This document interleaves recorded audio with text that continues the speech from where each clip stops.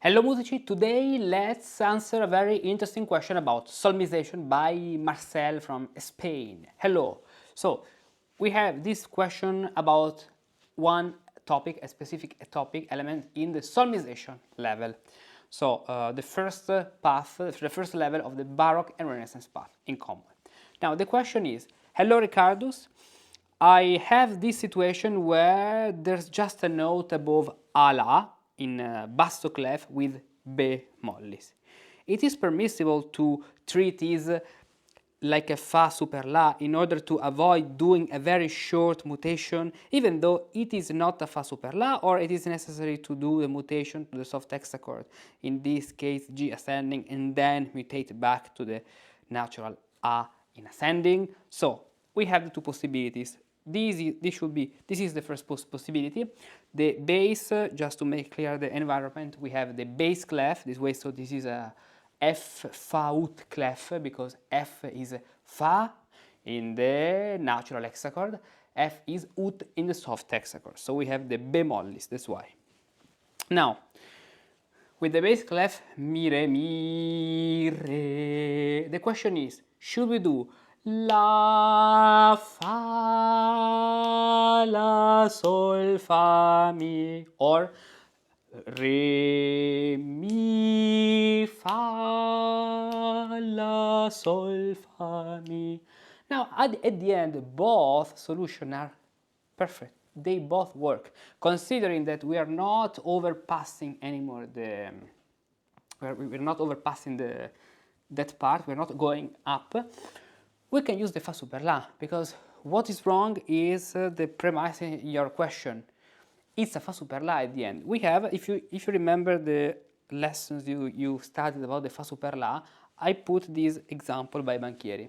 So your example here is nothing more than this one, as you can see, with the flat in the key, this one, the middle one, where we have the semitone here, as you can see, but this is transposed, so this letter, which is gamma, a fourth higher, becomes ce sol fa ut, as you can see, ce sol fa ut, and so if we continue, a fourth higher we have B flat, but because of the transposition, B flat is in the key. So yes, it's a fa super la. It's a fa super la we use without adding any accidental note. Without adding any accidental note in terms, so basically because the fa it's here. Look at this. Anytime you have a clef in the ancient system, you have two hexachords because of the combination, because of the mutation. Think about Marinelli scales. So Marinelli scale, this is page 67. I'm talking about the very first system. This one, the basic system. When you want to go up, you use two hexachords, and when you want to go down, you use two hexachords according of the nature of the chant. Now, let's come back to your example, to our examples with the fa super la. No, it's before with the other hand. Where is it? Here it is. Okay. Here, without anything in the key, so with the be durum nature of the chant, we have fa in this position and another fa here. So we have these two fa. If we add one flat in the key, we have a fa here and another fa here. So in both cases we have two fa. One of the two hexachords already has this fa as the fa super la in the natural way. Here with the B flat in the key, so bemolles, when the chant is bemolles, ut re mi fa sol la fa la, which is nothing more than the transposition of this a fourth higher or a fifth up from C, from G gamma to ce sol fa ut, as you can see. So the answer is yes, you can do it, but you can even do the mutation if you prefer.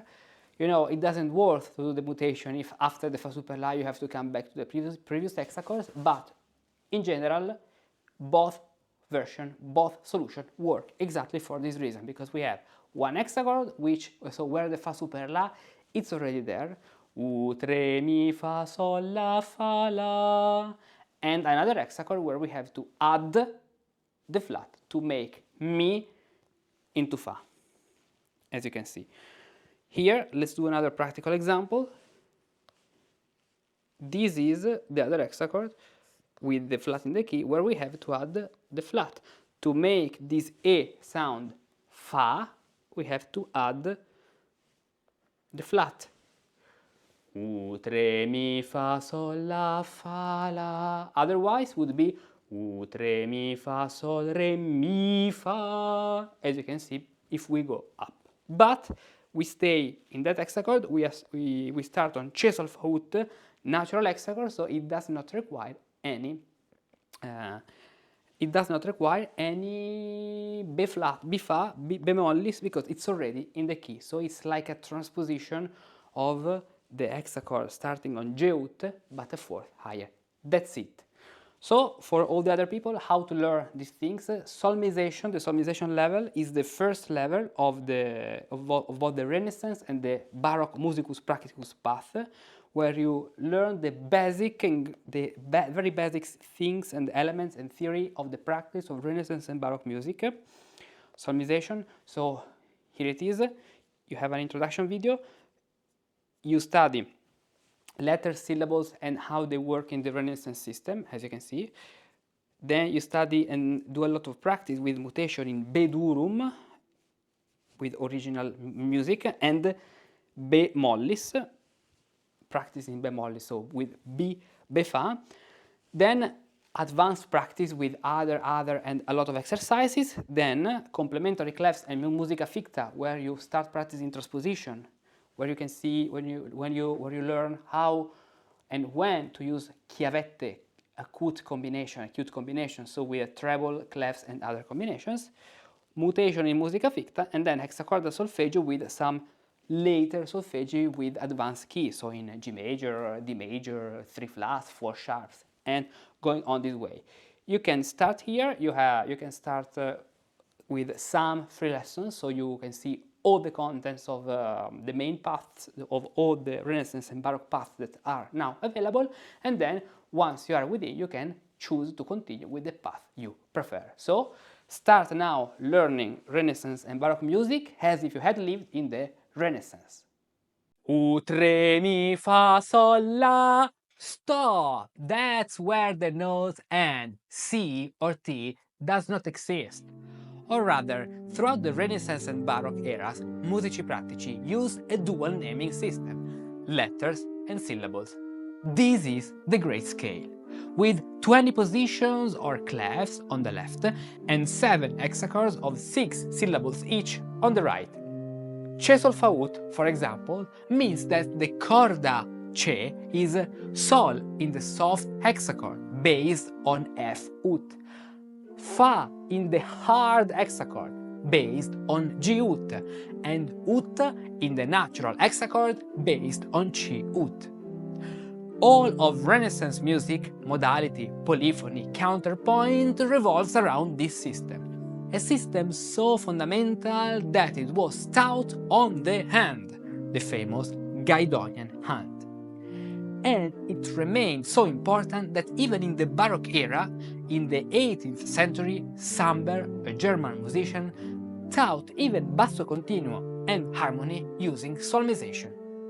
Not knowing solmization means not properly understanding how Renaissance and Baroque musicians thought about music. Knowing and practicing it instead means having the grammatical tools to understand music more deeply, to interpret it through the eyes of an ancient musicus practicus, and to perform it better and even compose new music in that style. Today, you too can learn to read music through solmization thanks to the hexachordal solmization level, the first shared step both in the Baroque and Renaissance path. Go to this link to explore the full course content and download the ebook I prepared for you. Then start with the free lessons that you can find in the Musicus Practicus Academy free. and then choose the complete path that best suits you. And get ready to learn music as if you had lived in the Renaissance or in the Baroque.